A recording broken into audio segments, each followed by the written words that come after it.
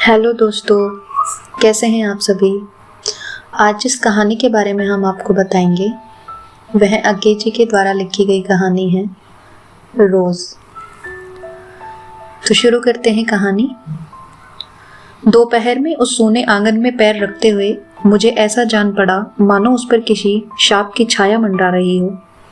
उसके वातावरण में कुछ ऐसा अकथ्य, अस्पृश्य किंतु फिर भी बोझल और प्रकंपमय और घना सा फैल रहा था। मेरी आहट सुनते ही मालती बाहर निकली। मुझे देखकर, पहचान कर उसकी मुरझाई हुई मुख मुद्रा तनिक से मीठे विस्मय से जागी सी और फिर पूर्ववत हो गई। उसने कहा, आ जाओ, और बिना उत्तर की प्रतीक्षा किए भीतर की ओर चली। मैं भी उसके पीछे हो लिया। भीतर पहुंचकर मैंने पूछा, वे यहाँ नहीं हैं? अभी आए नहीं, दफ्तर में हैं, थोड़ी देर में आ जाएंगे। कोई 1:30-2 बजे आया करते हैं। कब के गए हुए हैं? सवेरे उठते ही चले जाते हैं। मैं कर पूछने को हुआ, और तुम इतनी देर क्या करती हो? पर फिर सोचा आते ही एकाएक प्रश्न ठीक नहीं है। मैं कमरे के चारों ओर देखने लगा। मालती एक पंखा उठा लाई और मुझे हवा करने लगी। मैंने आपत्ति करते हुए कहा, नहीं, मुझे नहीं चाहिए, पर वह नहीं मानी। बोली, वाह, चाहिए कैसे नहीं, इतनी धूप में तो आए हो, यहाँ तो। मैंने कहा, अच्छा लाओ, मुझे दे दो।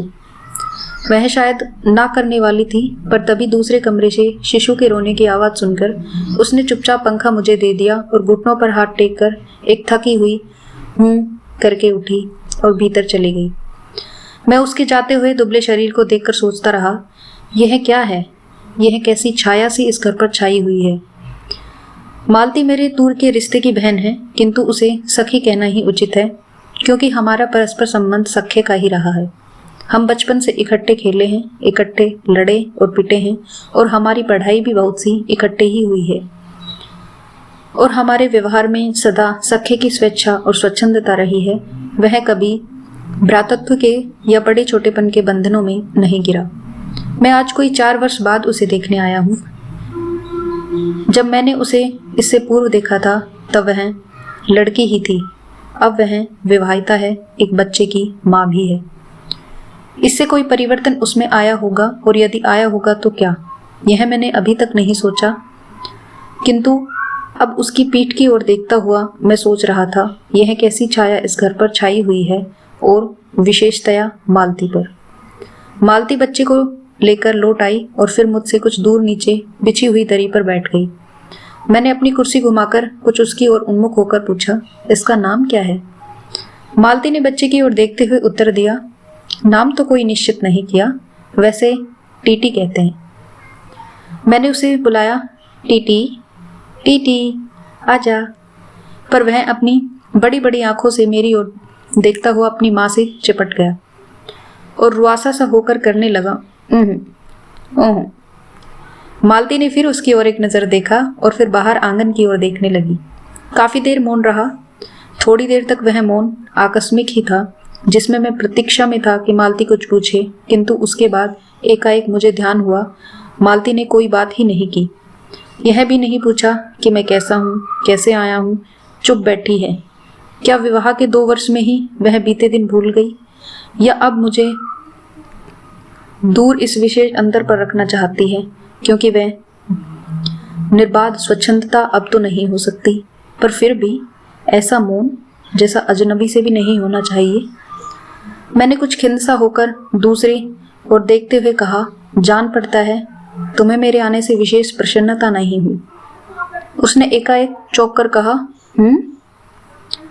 यह प्रश्न सूचक था, किंतु इसलिए नहीं कि मालती ने मेरी बात सुनी नहीं थी, केवल विस्मय के कारण। इसलिए मैंने अपनी बात दोहराई नहीं, चुप बैठा रहा। मालती कुछ बोली ही नहीं। तब थोड़ी देर बाद मैंने उसकी ओर देखा। वह एकटक मेरी ओर देखती रही, किंतु मेरे उधर उन्मुख होते ही उसने आंखें नीचे कर ली। फिर भी मैंने देखा, उन आंखों में कुछ विचित्र सा भाव था, मानो मालती के भीतर कहीं कुछ चेष्टा कर रहा हो, किसी बीती हुई बात को याद करने की, किसी बिखरे हुए वायुमंडल को पुनः जगाकर गतिमान करने की, किसी टूटे हुए व्यवहार तंतु को पुनर्जीवित करने की, और चेष्टा में सफल न हो रहा हो। वैसे जैसे देर से प्रयोग में न लाए हुए अंग को व्यक्ति एकाएक उठाने लगे और पाए कि वह उठता ही नहीं है। चिर विस्मृति से मानो मर गया है, उतनी क्षीण बल से, यद्यपि वह सारा प्राप्य बल है, उठ नहीं सकता। मुझे ऐसा जान पड़ा मानो किसी जीवित प्राणी के गले में किसी मृत जंतु का तोप डाल दिया गया हो, वह उसे उतार कर फेंकना चाहे पर उतार न पाए। तभी किसी ने किवाड़ खटखटाए। मैंने मालती की ओर देखा पर वह हिली नहीं। जब किवाड़ दूसरी बार खटखटाए गए तब वह शिशु को अलग करके उठी और किवाड़ खोलने लगी। वे यानी मालती के पति आए। मैंने उन्हें पहली बार देखा था, यद्यपि फोटो से उन्हें पहचानता था। परिचय हुआ। मालती खाना तैयार करने आंगन में चली गई और हम दोनों भीतर बैठकर बातचीत करने लगे। उनकी नौकरी के बारे में, उनके जीवन के बारे में, उस स्थान के बारे में और ऐसे अन्य विषयों के बारे में जो पहले परिचय पर उठा करते हैं, एक तरह का स्वरक्षात्मक कवच बनकर। मालती के पति का नाम है महेश्वर। वह एक पहाड़ी गांव में सरकारी डिस्पेंसरी के डॉक्टर हैं। उसी हैसियत से इन क्वार्टरों में रहते हैं। प्रातःकाल 7 बजे डिस्पेंसरी चले जाते हैं और 1:30 या 2 बजे लौटते हैं। उसके बाद दोपहर भर छुट्टी रहती है। केवल शाम को 1-2 घंटे फिर चक्कर लगाने के लिए जाते हैं। डिस्पेंसरी के साथ के छोटे से अस्पताल में पड़े हुए रोगियों को देखने और अन्य जरूरी हिदायतें करने। उनका जीवन भी बिल्कुल एक निर्दिष्ट ढर्रे पर चलता है। नित्य वही काम, उसी प्रकार के मरीज, वही हिदायतें, वही नुस्खे, वही दवाइयाँ। वह स्वयं उकताए हुए और इसलिए और साथ ही इस भयंकर गर्मी के कारण वह अपनी फुर्सत के समय में भी सुस्त ही रहते हैं। मालती हम दोनों के लिए खाना ले आई। मैंने पूछा, तुम नहीं खाओगी या खा चुकी? महेश्वर बोले कुछ हंसकर, वह पीछे खाया करती है। पति 2:30 बजे खाना खाने आते हैं, इसलिए पत्नी 3 बजे तक भूखी बैठी रहेगी। महेश्वर खाना आरंभ करते हुए मेरी ओर देखने लगे। आपको तो खाने का मजा क्या ही आएगा, ऐसे बेवक्त खा रहे हैं। मैंने उत्तर दिया, वाह, देर से खाने पर तो और अच्छा लगता है। भूख बढ़ी हुई होती है, पर शायद मालती बहन को कष्ट होगा। मालती टोकर बोली, मेरे लिए तो यह नई बात नहीं है, रोज ही ऐसा होता है। मालती बच्चे को गोद में लिए हुई थी। बच्चा रो रहा था पर उसकी ओर कोई ध्यान नहीं दे रहा था। मैंने कहा, यह रोता क्यों है? मालती बोली, हो ही गया है चिड़चिड़ा सा, हमेशा ही ऐसा रहता है। फिर बच्चे को डांट कर कहा, चुप कर, जिससे वह और भी रोने लगा। मालती ने भूमि पर बैठा दिया और बोली, अच्छा ले, रो ले, और रोटी लेने आंगन की ओर चली गई। जब हमने भोजन समाप्त किया तब 3 बजने वाले थे। महेश्वर ने बताया कि उन्हें आज जल्दी अस्पताल जाना है। यहाँ 1-2 चिंताजनक केस आए हुए हैं जिनका ऑपरेशन करना पड़ेगा। 2 की शायद टांग काटनी पड़े, गैंग्रीन हो गया है।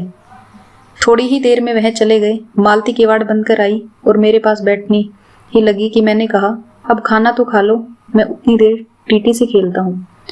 वह बोली, खा लूंगी, मेरे खाने की कौन बात है, किंतु चली गई। मैं टीटी को हाथ में लेकर झुलाने लगा, जिससे वह कुछ देर के लिए शांत हो गया। दूर, शायद अस्पताल में ही, 3 खड़के। एकाएक में चौंका। मैंने सुना मालती वही आंगन में बैठे अपने आप ही एक लंबी सी थकी हुई सांस के साथ कह रही है, 3 बज गए। मानो बड़ी तपस्या के बाद कोई कार्य संपन्न हो गया हो। थोड़ी ही देर में मालती फिर आ गई। मैंने पूछा, तुम्हारे लिए कुछ बचा भी था? सब कुछ तो बहुत था। हाँ, बहुत था। भाजी तो सारी मैं ही खा गया था। वहां बचा कुछ होगा नहीं, यूं ही रोब तो न जमाओ कि बहुत था, मैंने हंसकर कहा। मालती मानो किसी और विषय की बात कहती हुई बोली, यहाँ सब्जी वब्जी तो कुछ होती ही नहीं, कोई आता जाता है तो नीचे से मंगा लेते हैं। मुझे आए 15 दिन हुए हैं, जो सब्जी साथ लाए थे वही अभी बरती जा रही है। मैंने पूछा, नौकर कोई नहीं है? कोई ठीक मिला नहीं, शायद 1-2 दिन में हो जाए। बर्तन भी तुम ही मांजती हो? और कौन? कहकर मालती क्षण भर आंगन में जाकर लौट आई। मैंने पूछा, कहाँ गई थी? आज पानी ही नहीं है, बर्तन कैसे मंजेंगे? क्यों, पानी को क्या हुआ? रोज ही होता है, कभी वक्त पर तो आता नहीं। आज शाम को 7 बजे आएगा, तब बर्तन मंजेंगे। चलो, तुम्हें 7 बजे तक छुट्टी हुई। कहते हुए मैं मन ही मन सोचने लगा, अब इसे रात के 11 बजे तक काम करना पड़ेगा। छुट्टी क्या खाक हुई? यही उसने कहा। मेरे पास कोई उत्तर नहीं था, पर मेरी सहायता टीटी ने की। एकाएक फिर रोने लगा और मालती के पास जाने की चेष्टा करने लगा। मैंने उसे दे दिया। थोड़ी देर फिर मौन रहा। मैंने जेब से अपनी नोटबुक निकाली और पिछले दिनों के लिखे हुए नोट देखने लगा। तब मालती को याद आया कि उसने मेरे आने का कारण तो पूछा नहीं और बोली, यहाँ आए कैसे? मैंने कहा ही तो। अच्छा, अब याद आया। तुमसे मिलने आया था। और क्या करने? तो 2-1 दिन रहोगे ना? नहीं, कल चला जाऊंगा, जरूरी जाना है। मालती कुछ नहीं बोली, कुछ खिन्न सी हो गई। मैं फिर नोटबुक की तरफ देखने लगा। थोड़ी देर बाद मुझे भी ध्यान हुआ, मैं आया तो हूँ मालती से मिलने, किंतु यहाँ वह बात करने को बैठी है और मैं पढ़ रहा हूँ। पर बात भी क्या की जाए? मुझे ऐसा लग रहा था कि इस घर पर जो छाया घिरी हुई है वह अज्ञात रहकर भी मानो मुझे भी वश में कर रही है। मैं भी वैसा ही नीरस निर्जीव सा हो रहा हूँ, जैसे ये घर, जैसे मालती। मैंने पूछा, तुम कुछ पढ़ती लिखती नहीं? मैं चारों ओर देखने लगा कि कहीं किताबें दिख पड़े। यहाँ कहकर मालती थोड़ा सा हंसती। वह हंसी कह रही थी, यहाँ पढ़ने को है क्या? मैंने कहा, अच्छा, मैं वापस जाकर जरूर कुछ पुस्तकें भेजूंगा। और वार्तालाप फिर समाप्त हो गया। थोड़ी देर बाद मालती ने फिर पूछा, आए कैसे हो? लारी में? पैदल? इतनी दूर? बड़ी हिम्मत की। आखिर तुमसे मिलने आया हूँ। ऐसे ही आए हो? नहीं, कुली पीछे आ रहा है सामान लेकर। मैंने सोचा बिस्तरा ले ही चलूं। अच्छा किया, यहाँ तो बस। कहकर मालती चुप रह गई। फिर बोली, तब तुम थके होंगे, लेट जाओ। नहीं, बिल्कुल नहीं थका। रहने भी दो। थके नहीं, भला थके हैं। और तुम क्या करोगी? मैं बर्तन मांज रखती हूँ, पानी आएगा तो धुल जाएंगे। मैंने कहा, वाह, क्योंकि और कोई बात मुझे सूझी नहीं। थोड़ी देर में मालती उठी और चली गई, टीटी को साथ लेकर। तब मैं भी लेट गया और छत की ओर देखने लगा। मेरे विचारों के साथ आंगन से आती हुई बर्तनों के घिसने की खन खन ध्वनि मिलकर एक स्वर उत्पन्न करने लगी, जिसके कारण मेरे अंग धीरे धीरे ढीले पड़ने लगे। मैं ऊँघने लगा। एकाएक वह एक स्वर टूट गया, मौन हो गया।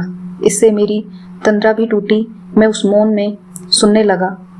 4 खड़क रहे थे और इसी का पहला घंटा सुनकर मालती रुक गई थी। वही 3 बजे वाली बात मैंने फिर देखी। अब की बार उग्र रूप में मैंने सुना।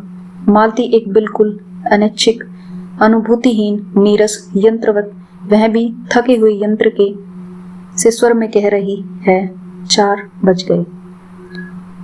मानो इस अनैच्छिक समय को गिनने में ही उसका मशीन तुल्य जीवन बीतता हो, वैसे ही जैसे मोटर का स्पीडोमीटर यंत्रवत फासला नापता जाता है और यंत्रवत विश्रांत स्वर में कहता है, किससे कि मैंने अपने अमित शून्य पद का इतना अंश तय कर लिया। न जाने कब कैसे मुझे नींद आ गई।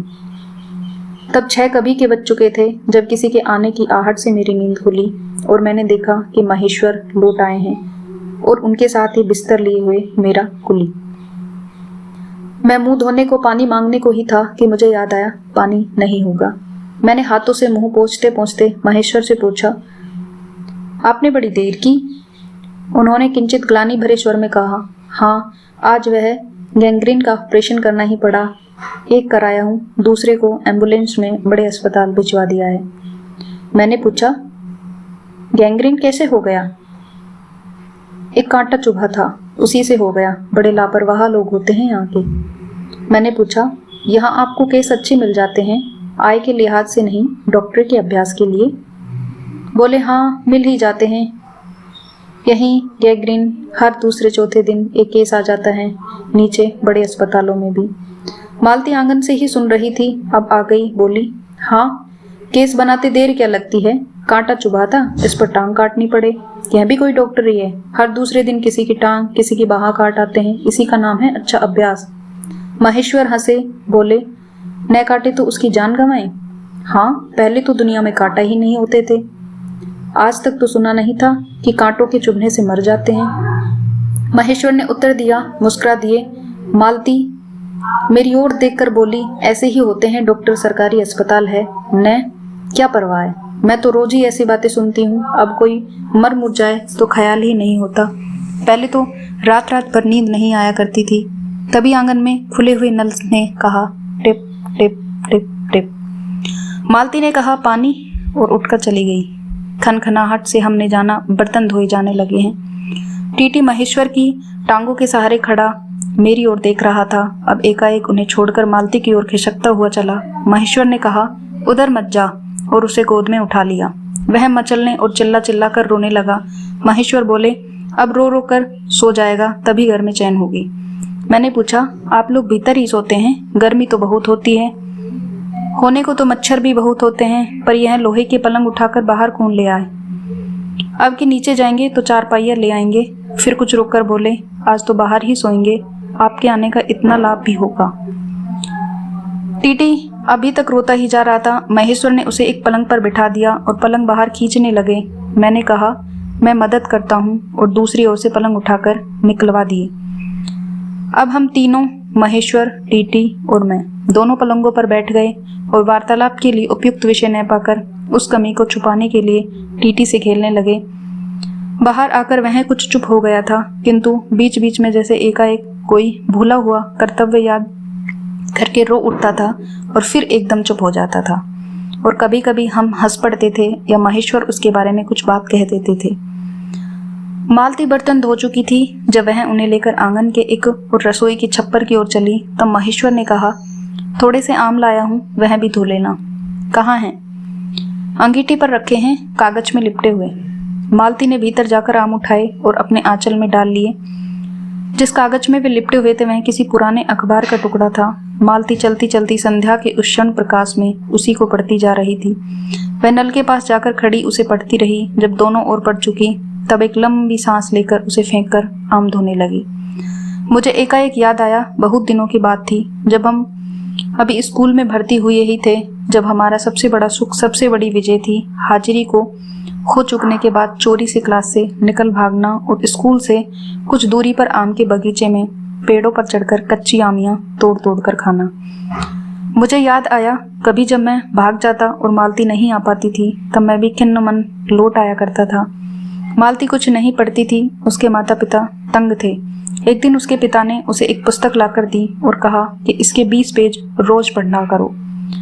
हफ्ते भर बाद मैं देखूं कि इसे समाप्त कर चुकी हो, नहीं तो मार मार कर चमड़ी उधेड़ दूंगा। मालती ने चुपचाप किताब ले ली, पर क्या उसने पढ़ी? वह नित्य ही उसके 10 पन्ने 20 पेज फाड़ कर फेंक देती, अपने खेल में किसी भांति फर्क न पड़ने देती। जब 8वें दिन उसके पिता ने पूछा किताब समाप्त कर ली तो उत्तर दिया हाँ कर ली। पिता ने कहा लाओ मैं प्रश्न पूछता हूँ, तो चुप खड़ी रही। पिता ने कहा तो उद्धत सर में बोली किताब मैंने फाड़ कर फेंक दी है, मैं नहीं पढ़ूंगी। उसके बाद वह बहुत पिटी, पर वह अलग बात है। इस समय मैं यही सोच रहा था कि वह उद्धत और चंचल मालती आज कितनी सीधी हो गई है, कितनी शांत और एक अखबार के टुकड़े को तरसती है। यह क्या यह? तभी महेश्वर ने पूछा रोटी कब बनेगी? बस अभी बनाती हूँ। पर अब की बार जब मालती रसोई की ओर चली तब टीटी की कर्तव्य भावना बहुत विस्तीर्ण हो गई। वह मालती की ओर हाथ बढ़ाकर रोने लगा और नहीं माना। मालती उसे भी गोद में लेकर चली गई। रसोई में बैठकर एक हाथ से उसे थपकने और दूसरे से कई छोटे छोटे डिब्बे उठाकर अपने सामने रखने लगी और हम दोनों चुपचाप रात्रि की और भोजन की, एक दूसरे के कुछ कहने की और न जाने किस किस न्यूनता की पूर्ति की प्रतीक्षा करने लगे। हम भोजन कर चुके थे और बिस्तरों पर लेट गए थे और टीटी सो गया था। मालती पलंग के एक ओर मोम जामा बिछाकर उस पर लिटा गई थी। वह सो गया था, पर नींद में कभी कभी चौंक उठता था। एक बार तो उठकर बैठ भी गया था, पर तुरंत ही लेट गया। मैंने महेश्वर से पूछा आप तो थके होंगे, सो जाइए। वह बोले थके तो आप अधिक होंगे, 18 मील पैदल चलकर आए हैं। किंतु उनके स्वर ने मानो छोड़ दिया। थका तो मैं भी हूँ। मैं चुप रहा। थोड़ी देर में किसी अपर संज्ञा ने मुझे बताया वह ऊँग रहे हैं। तब लगभग 10:30 बजे थे। मालती भोजन कर रही थी। मैं थोड़ी देर मालती की ओर देखता रहा। वह किसी विचार में, यद्यपि बहुत गहरे विचार में नहीं, लीन हुई धीरे धीरे खाना खा रही थी। फिर मैं इधर उधर खिसक कर पर आराम से होकर आकाश की ओर देखने लगा। पूर्णिमा थी। आकाश अनभ्र था। मैंने देखा उस सरकारी क्वार्टर के दिन में अत्यंत शुष्क और नीरस लगने वाली स्लेट की छत भी चांदनी में चमक रही है, अत्यंत शीतलता और स्निग्धता से झलक रही है, मानो चंद्रिका उन पर से बहती हुई आ रही हो, झर रही हो। मैंने देखा पवन में चीड़ के वृक्ष गर्मी से सूखकर मटमैले हुए चीड़ के वृक्ष धीरे धीरे गा रहे हो।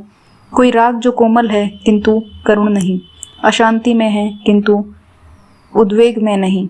मैंने देखा प्रकाश से धुंधे नीले आकाश के तट पर जो चमगादड़ नीरव उड़ान से चक्कर काट रहे हैं, वे भी सुंदर दिखते हैं।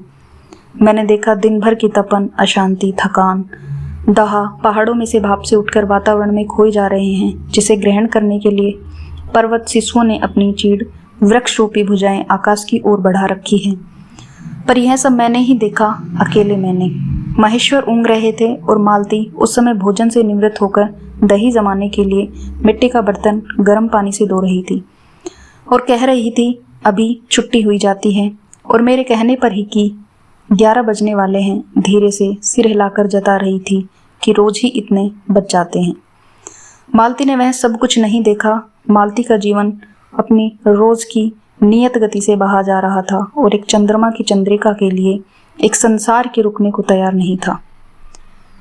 चांदनी में शिशु कैसा लगता है, इस अलस जिज्ञासा से मैंने टीटी की ओर देखा और वह एकाएक मानो किसी शैशवोचित वामता से उठा और खिसक कर पलंग से नीचे गिर पड़ा। वो चिल्ला चिल्ला कर रोने लगा। महेश्वर ने चौंक कर कहा, क्या हुआ?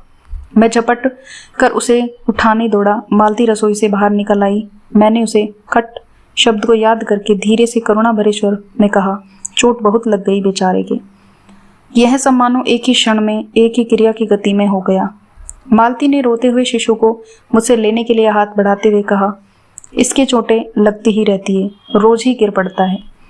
एक छोटे क्षण भर के लिए मैं स्तब्ध हो गया।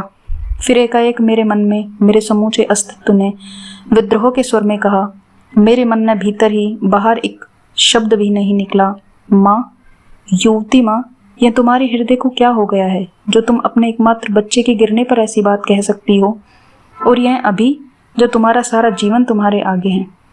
और तब एकाएक मैंने जाना कि वह भावना मिथ्या नहीं है।